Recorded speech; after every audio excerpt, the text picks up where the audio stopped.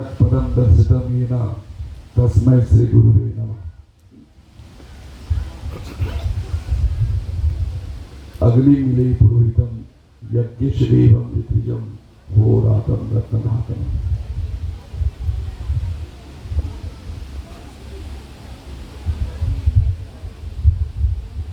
1000 kilometre की हिमालय की गोद से आप सब लोगों को जगाने के लिए मैं भी यहाँ पहुंचा हुआ।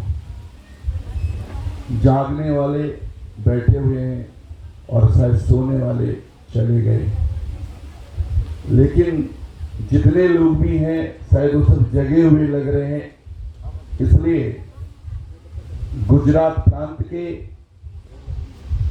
राजकोट से मुद्रा नहीं है, उस परम आत्मा को मैं अपनी ओर से मंचासीन तपोनिष्ठ सभी सिद्ध पुरुषों की ओर से और आप सभी महानुभावों की ओर से उनको कोटि कोटि नमन और प्रणाम करता हूं।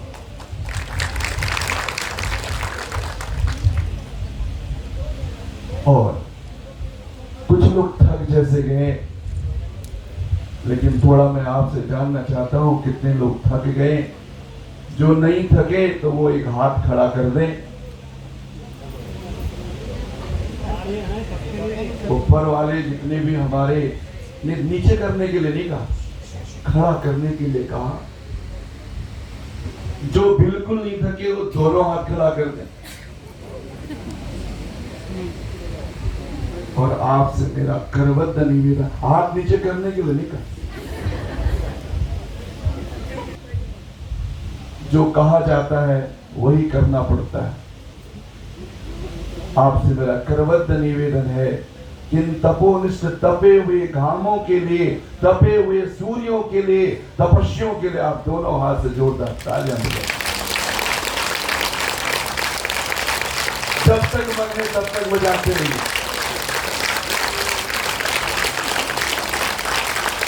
ओम नमो नारायण। मेरी भी बड़ी तमन्ना थी, ओम पर्वत और धारचूला, तिब्बत, नेपाल और चीन के बॉर्डर पे रहता हूं, बड़ा आनंद आता है। आप लोगों को भी आनंद आ रहा है? कितने लोग आनंदित दिया जाता है? मंचासीन लोग बताते हैं। जब मैं आर्य समाज के बारे में पढ़ता हूं तो बड़े बड़े विद्वान, PhD, MSc, mathematics, engineer, doctor, space scientist इसमें नजर आते हैं।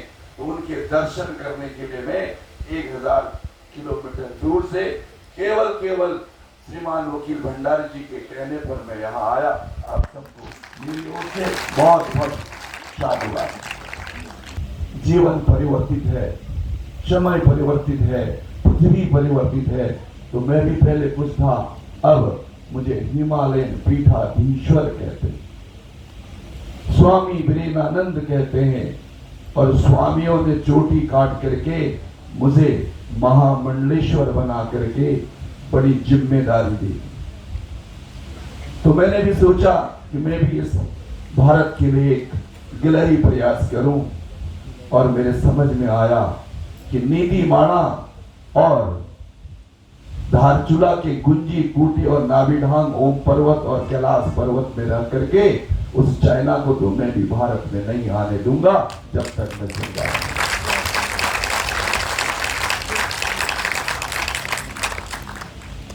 जो मेरे आचार्य श्री ने प्रश्न किया तो मुझे भी प्रश्न करना चाहिए। इस भूमंडल में, इस पृथ्वी में सबसे शक्तिशाली, सबसे ज्यादा शक्ति किस में है?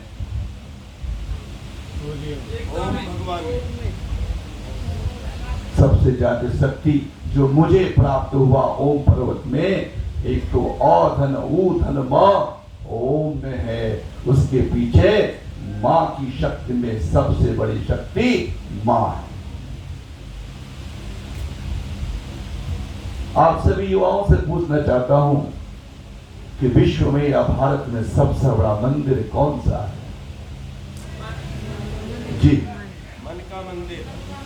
बहुत सुंदर और मेरे विचार से जब मैं ओम पर्वत में बैठा तो मुझे कुछ अनुभूति हुई कि सबसे बड़ा मंदिर तो भारत माता का मंदिर है।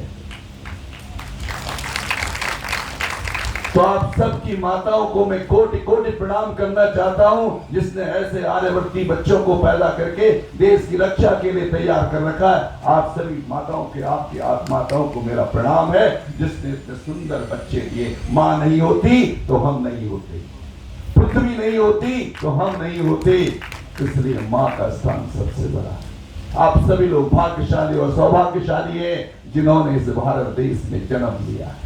जहां हम दयानंद की बात करते हैं, जितना हमने पढ़ा है, सोचा है, समझा है, इन सभी युवान भाई बहनों से कहना चाहता हूं, यदि आप विश्व को जानना चाहते हैं, यदि भारत का दर्शन जानना चाहते हैं, तो परम पूजनी दयानंद जी को जानना, उसके अलावा कुछ नहीं है। और शायद मैंने भी श्रीमान श्री गुरुकुलानंद सरस्वती कच्चाहारी जी, जो 1986 में मैं डॉक्टर बनना चाहता था, लेकिन उन्होंने एक ही वाक्य कहा कि डॉक्टर बन के क्या करोगे, तुम्हें तो कई डॉक्टर बनाने होंगे। समझ में नहीं आया कैसे बनेंगे। ज्ञानम चेतनायाम निहितम, बड़ी अच्छी बात बता रहे। हम किताबों के पीछे पड़े, कहां है वो भारत, सभ्यता का भारत, संस्कृति का भारत। मेरे देश में कोई क्रांति नहीं होती है, मेरे देश में तो मेरे दयानंद जी संक्रांति मनाते हैं।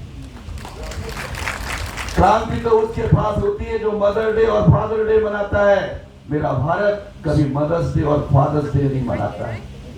उन लोगों को पता ही नहीं है, 40% लोगों को, बच्चों को पता नहीं कि मेरे पिताजी कौन है, तब वो जाकर के फादर्स डे मनाते हैं।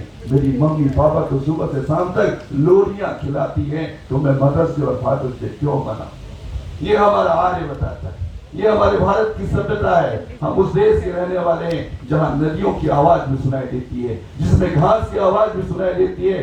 जगत गुरु शंकराचार्य ने बद्रीनाथ में घास की आवाज भी सुनी, घास का क्रंदन रुदन भी सुना। उस देश के आप रहने वाले, तो हम उस देश की बात कर रहे हैं। तो मैं भी आपको जगाने की कुछ बातें करना चाहता हूं। ये कैसे होगा, आप सब जानते हैं। 75 वर्ष पहले इस देश होगा, कण की खोज किसी विदेशी ने नहीं की थी। कण की खोज तो कणाधृषि ने की थी, लेकिन वो पेटेंट नहीं कर पाए, अमेरिका चला गया। जीन की खोज, घर में बच्चा पढ़ता नहीं, काम नहीं करता, कहना नहीं मानता, तो चुनौतियां क्या आई। नंबर 1 मोबाइल, व्हाट्सएप, इंस्टाग्राम लगा रहता है सुबह से शाम तक। इस समस्या का समाधान क्या है।